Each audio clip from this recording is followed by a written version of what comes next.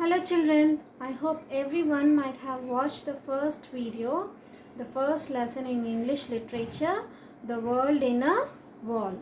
We have read about the author.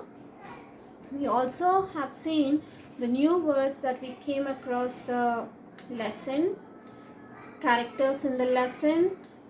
We have seen insects that we came across the lesson. We have read all this.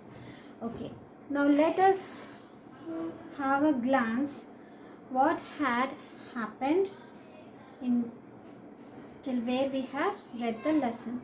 The World in a Wall is a short story about a boy who finds a wall near his home. He carefully observes the wall and sees many living creatures living on it. Geckos, crane flies, house flies, insects like dragonfly, multicolored wall lizards, spiders, and many more. They were divided into day and night workers, hunters and hunted, predators and prey, a wide range of the world of insects. Darrell goes to this wall daily and observes this variety of insects on the wall. Suddenly one day, Darrell observes a deadly animal, the scorpion. When he sees the scorpion, he was enraptured at its first sight.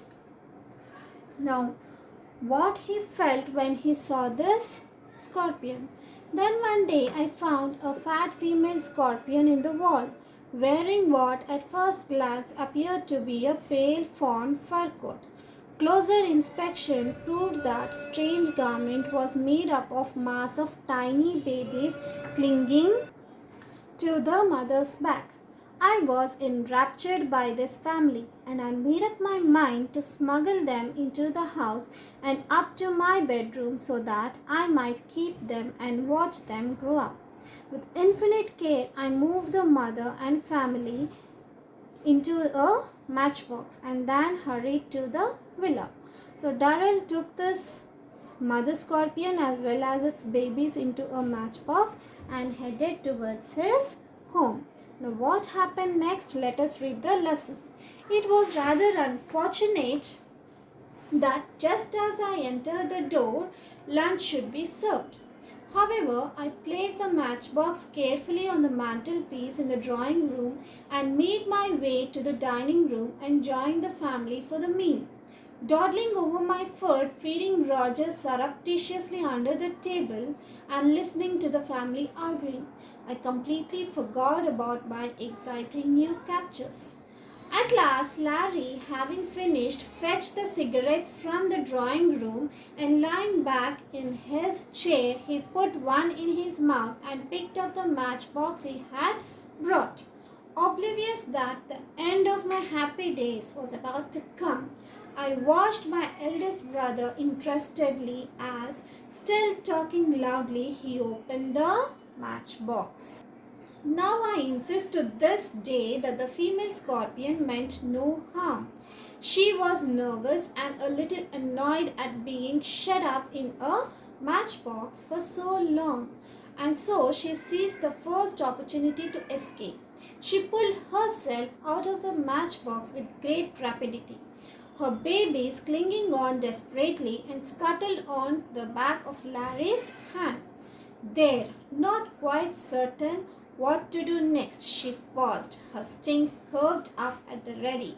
Larry, feeling the movement of her claws, glanced down to see what it was, and from that moment things got increasingly confused. He uttered a roar of fright that brought Roger out from beneath the table. Barking wildly with a flick of his hand, he sent the unfortunate scorpion flying down the table, and she landed midway between Margot and Leslie, scattering babies like confetti as she thumped on the cloth. And with that, there was a rapid change from peace to chaos. Thoroughly enraged at this treatment, the creatures sped towards Leslie, her skin curving with emotion. Leslie leapt to his feet, overturning his chair, and flicked out desperately with his napkin, sending the scorpion rolling across the cloth towards Margot, who promptly let out a scream that any railway engine would have been proud to produce. Eek! Look out! They're coming! Screamed Margot.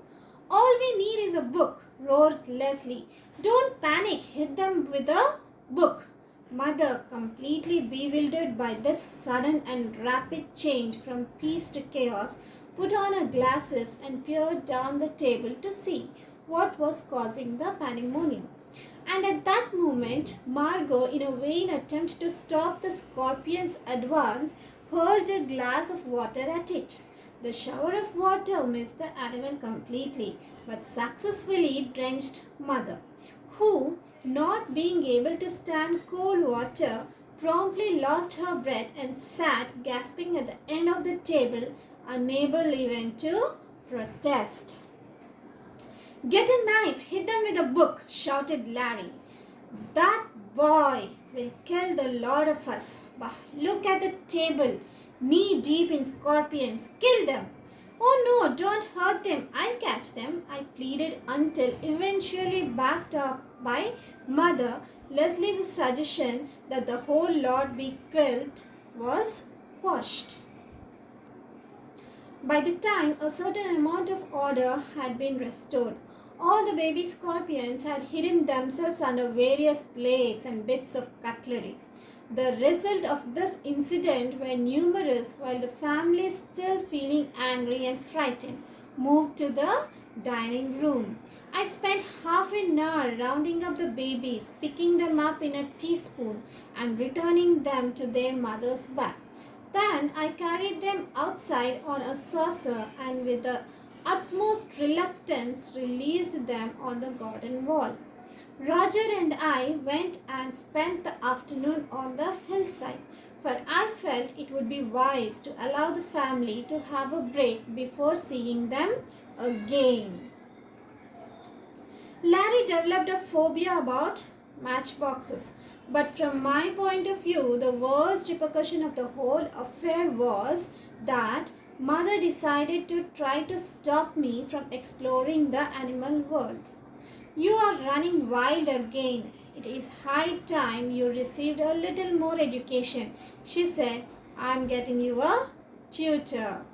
Now in this story, we have seen that a small boy, a 10-year-old boy who was interested in studying the animal world, the world of insects. He was very much excited to see this whole wide world on a wall. But for family, it was like a wild, it was like being wild. So the whole incident was like a repercussion, was like the consequences of this whole incident made Gerard's mother to get him a tutor to give him a little more education.